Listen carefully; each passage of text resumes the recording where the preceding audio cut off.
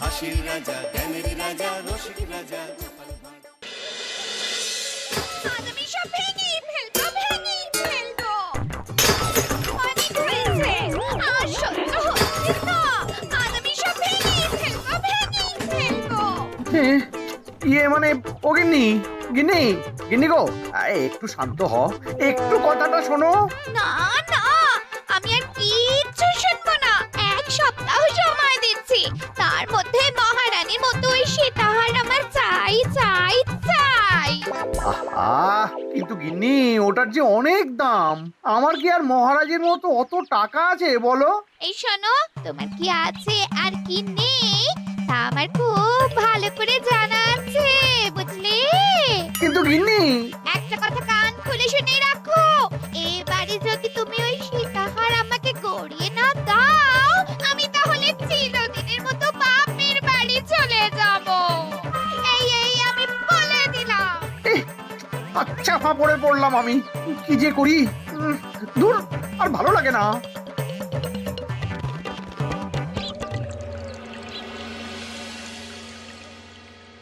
আজকে তোমাদের সকলের কাছে আমার একটা প্রশ্ন আছে।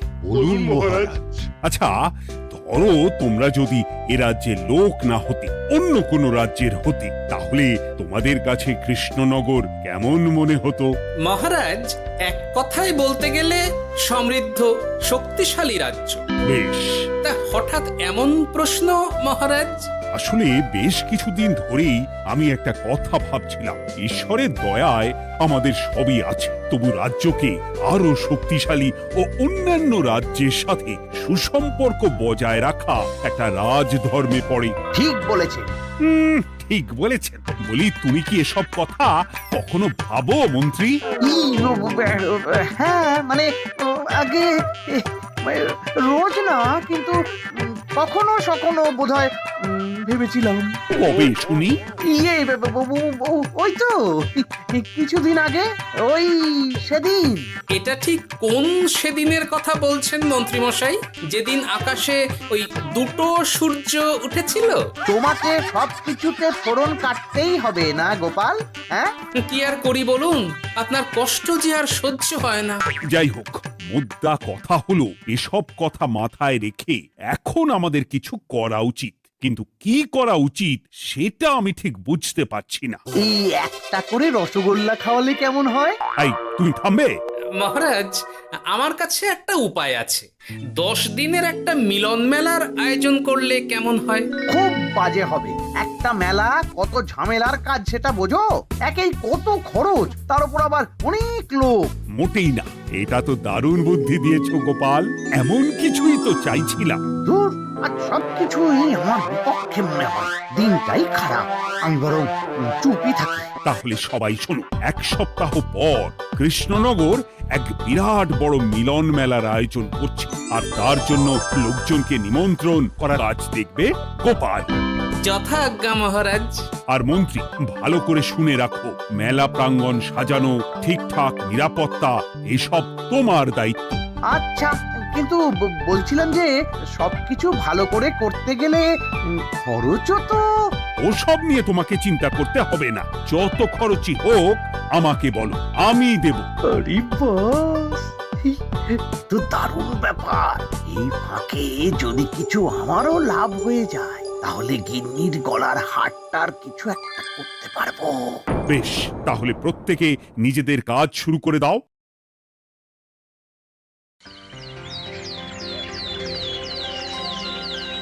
শোনো শোনো শোনো, 1 সপ্তাহ পর কৃষ্ণনগর মেলা প্রাঙ্গণে অনুষ্ঠিত হতে চলেছে 10 দিন ব্যাপী মিলন মেলা।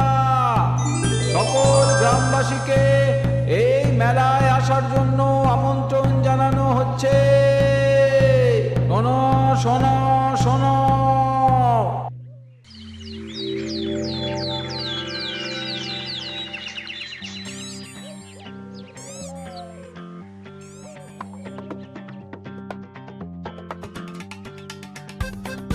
বাহ বাহ বাহ, ঠিক যেমনটা চেয়েছিলাম তেমনটাই হয়েছে।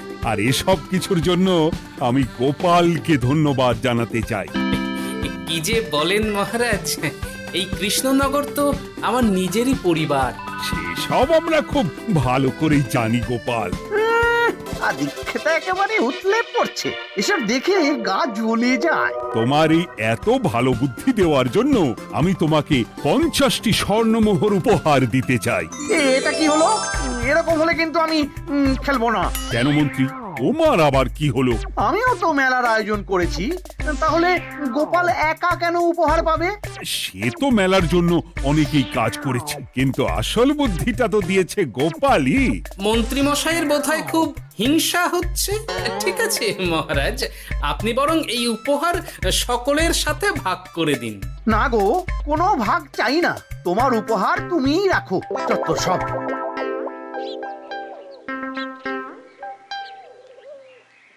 আমার কি এত খারাপ দিন এসেছে নাকি যে আমাকে গোপালের থেকে পুরস্কার নিতে হবে? অনেক হয়েছে। না না না, এবার আমাকেই কিছু ভাবতে হবে মনে হচ্ছে।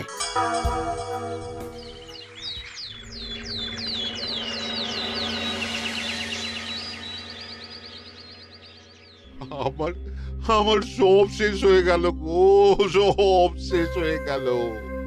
এবার এবার আমার কি হবে? মহারাজ, মহারাজ কিছু একটা করুন, মহারাজ কিছু একটা করুন। চিন্তা করো না, আমি দেখছি, যারা দোষী তারা শাস্তি পাবেই। কি শুরু হলো বলো তো হঠাৎ করে?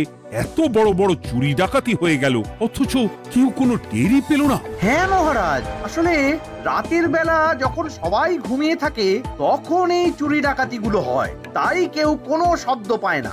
ভালো করে অনুসন্ধান করো, যে বা যারা এই কাজ করছে তাদের যত তাড়াতাড়ি সম্ভব ধরে ফেলতে হবে, নইলে তো আমাদের প্রজাদের অনেক ক্ষতি হয়ে যাচ্ছে। হ্যাঁ মহারাজ, আপনি কোনো চিন্তা করবেন না।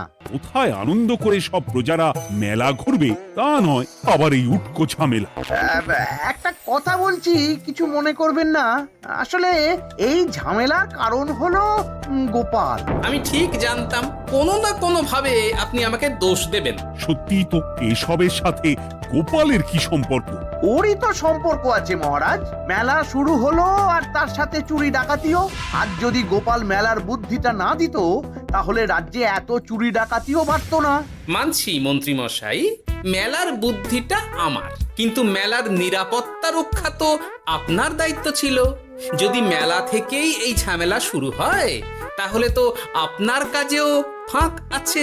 মুখ সামলে কথা বলো গোপাল। আহ, তোমরা একটু থামবে? এখন নিজেদের মধ্যে ঝামেলা করার সময় নয়। সবাইকে একসাথে কাজ করে আসল চোর ডাকাতদের ধরতে হবে, তারপর বোঝা যাবে কার দোষ ছিল আর কার নয়। আগে মহারাজ।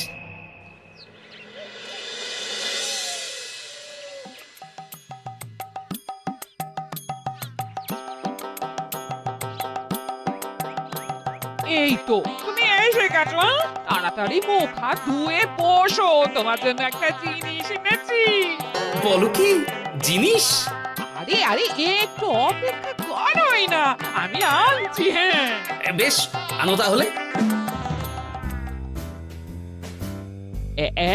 এই নাও, খাও। মিষ্টি দই। হ্যাঁ গো, খেয়ে দেখো তো কেমন।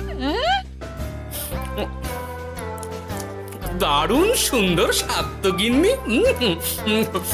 কোথা থেকে এনেছো? ভালো, মেলা থেকে এনেছি। ও জানো, বিনা পয়সায় গো। বিনা পয়সায়?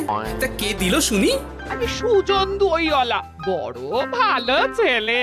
শুধু আজ নয়, ও রোজই মানুষকে ভালোবেসে না বিনা পয়সায় দই খাওয়ায়। হ্যাঁ বাবা, বেশ অবাক করা কাণ্ড। আসলে সুজনের দেশের বাড়িতে অনেক জমি জমা, গরু মোষ আছে। ও তাই বলে ওর টাকা পয়সার নাকি কোনো দরকার নেই, তাই ও বিনা পয়সায় খাওয়ায়। হ্যাঁ বুঝলাম। বাবা, খুব ঘুম পাচ্ছে এখন। ও গিন্নি, শোনো না, আমি বরং একটা ঘুম দিই এখন, বুঝলে? তুমি বরং বিকেলে আমায় একটু ডেকে দিও, ওর কাজ আছে। আচ্ছা বেশ। তোমাদের জন্য সেটাই ভালো, কারণ এমনিতেই মহারাজ চোর ডাকাত ধরার জন্য প্রহরীর ব্যবস্থা করছে পুরো রাজ্যে। না না না, সে নিয়ে আপনি চিন্তা করবেন না।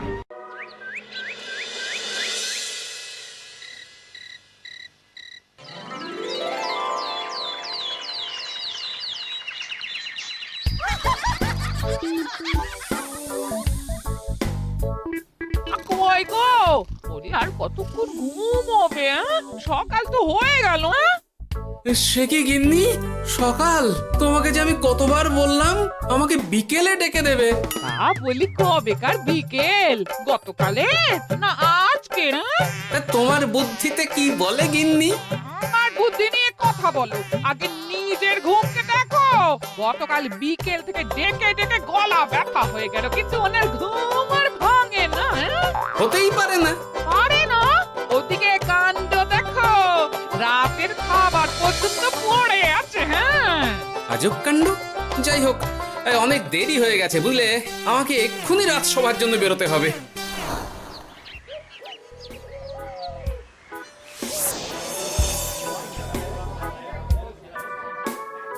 বাবা, এত ভিড় কি আছে এখানে?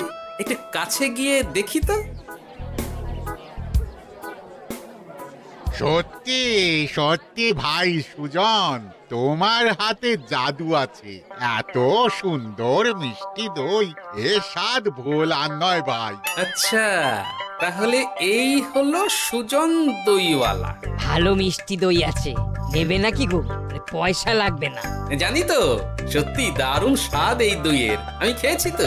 তবে আজ নেব না গো, কাল এসে নিয়ে যাব। আচ্ছা আচ্ছা আচ্ছা।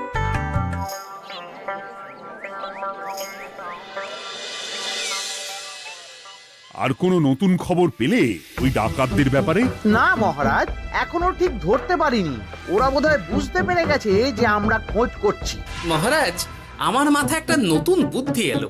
রাতের বেলা করে সব বাড়িতে পাহারা দেওয়া শুরু করলে কেমন হয়? সব চুরি তো রাতেই হচ্ছে। আরে, এ তো দারুণ বুদ্ধি। কিন্তু মহারাজ, আমাদের রাজ্যের প্রহরীরা রাতের বেলা কি করে পাহারা দেবে? কেন কেন, কি সমস্যা? অনেক সমস্যা আছে। তাদের শরীর খারাপ হতে পারে, তার চেয়েও বড়, রাত জেগে থাকলে দিনে তারা সকলে ঘুমোবে, তখন পুরোটাই বেকার হবে। কিচ্ছু বেকার হবে না মন্ত্রী মশাই, আমাদের প্রচুর সেনা আছে, তাদের সকলকে দায়িত্ব ভাগ করে দিলেই হয়ে যাবে। তুমি বেশি বোঝো। গোপাল তো কিছু ভুল বলেনি মন্ত্রী, আমরা পাহারা বাড়াবো। আমি আজই সব সেনাদের সাথে কথা বলছি। সেনাপতি, তুমিও এই ব্যাপারটা একটু দেখো। যথাজ্ঞা মহারাজ।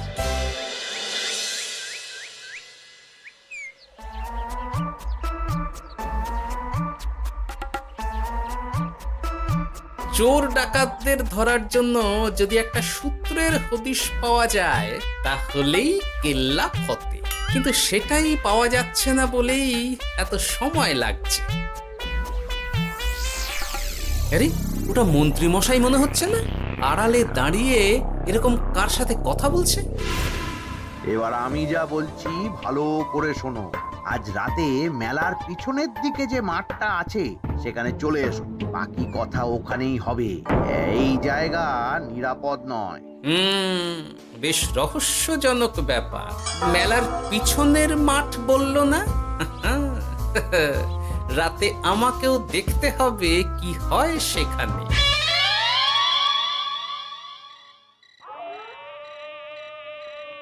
উফ, কি মশা রে বাবা! কখন থেকে দাঁড়িয়ে আছি, মন্ত্রী মশাইয়ের পাত্তা নেই কেন?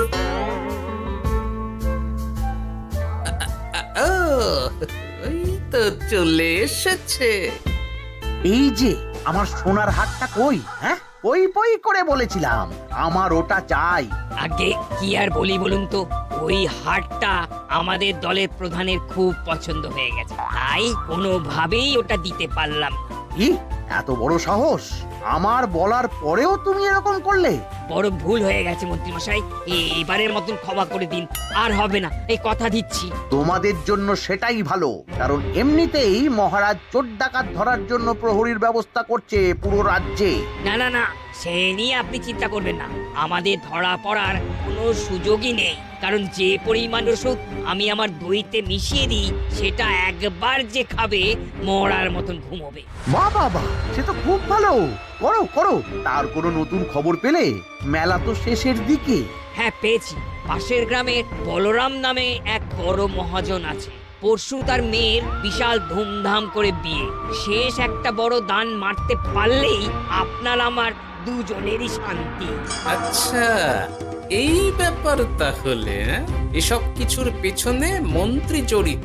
এইবার বুঝতে পারছি কেন রাতের পাহারাতে ওনার এত আপত্তি ছিল। কিন্তু ওই লোকটা কে? ঠিক আছে, এখন যাও, একটু সাবধানে কাজ করো আর আমার পাওনাটা ঠিকঠাক দিও, কেমন? সে কি সুজন দইওয়ালা? এবার আমার কাছে পুরো ব্যাপারটা পরিষ্কার হয়ে গেছে। না, কালই মহারাজকে সব জানাতে হবে, আর এদের হাতে নাতে ধরার জন্য একটা উপায় ভাবতে হবে।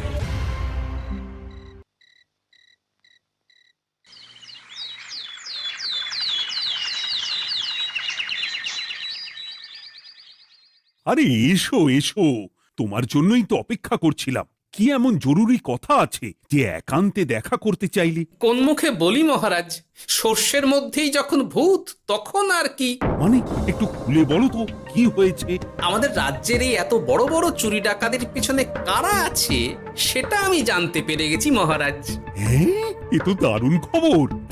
তাহলে আমরা এখানে কি করছি? এখনই তাদেরকে গিয়ে বন্দি করি? না মহারাজ, আমাদের হাতে কোনো প্রমাণ নেই, তাই ওইভাবে বন্দি করতে পারবেন না। কেন বলতো, কারা আছে পেছনে?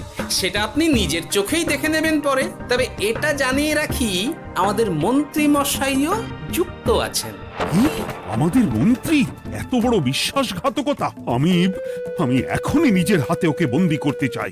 না না না না মহারাজ, সেটা করলে বাকি ডাকাতদের ধরতেই পারবেন না। তাহলে উপায়? আমি জানতে পেরেছি এই ডাকাতদের পরের নিশানা হলো পাশের গ্রামের বলরাম মহাজনের বাড়ি। বলরাম মহাজন? কাল তোর মেয়ের বিয়ে, আমাদেরও তো নিমন্ত্রণ আছে সেখানে। তাহলে তো আরোই সোনায় সোহাগা। শুনুন মহারাজ, আমার মাথায় দারুণ এক বুদ্ধি এসেছে। সে কি? হ্যাঁ, আপনি কোনো চিন্তা করবেন না, আমি শুধু যা বলছি সেটা করুন, বাকিটা আমি সামলে নেব। তবে দেখবেন যেন মন্ত্রী মশাই এসবের কিচ্ছুটি টের না পায়। বেশ বেশ বেশ।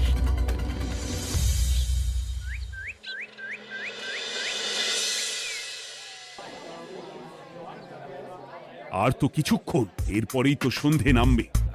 তোমার সবকিছু তৈরি তো? হ্যাঁ মহারাজ। আরে, মহারাজ আর গোপাল কানে কানে এত কি কথা বলছে? আমাকেও জানতে হবে সেটা। ওই যে আসছে মরকটটা, আমার আর ওকে এক মুহূর্ত সহ্য হচ্ছে না। মনে হচ্ছে গুদুম গুদুম করে ওর মাথায় গাঁটটা মারি। শান্ত হন মহারাজ, দয়া করে শান্ত হন আর একটুখানি। তারপর আপনি মন্ত্রী মশাইয়ের সাথে যা ইচ্ছে করবেন। ওর আমি বরং অন্যদিকে যাই, মুখ দেখলেই আমার মাথাটা গরম হয়ে যাচ্ছে। সেই ভালো। কি হলো ব্যাপারটা? যাই হোক, আর তো কিছুক্ষণ, তারপর আমার বিশাল লাভ হবে। বরং ততক্ষণ আমি পেট পুজো করি।